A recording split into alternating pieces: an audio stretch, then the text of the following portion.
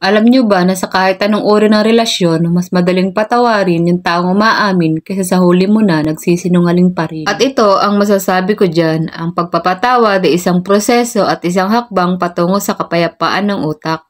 Pero aling klase ng tao ang mas madaling patawarin?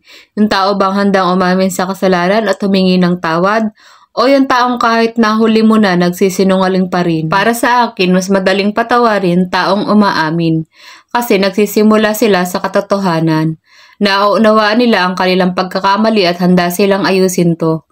Pag umamin ng isang tao, mas binibigyan niya ang sarili niya ng pagkakataon na malinis ang kanyang puso at konsensya.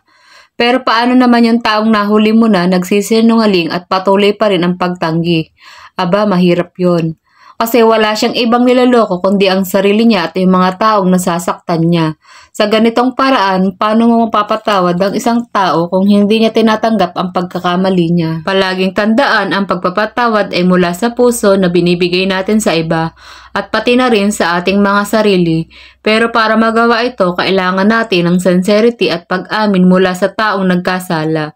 Kaya sa susunod na may magkamali sa'yo, sana ay maging tapat sila sa pag-amin para mas madaling patawarin at makapag-move on kayong dalawa at maging mapayapa at maaliwalas ang takbo ng inyong utak at magkaroon din ng kapayapaan sa inyong mga puso.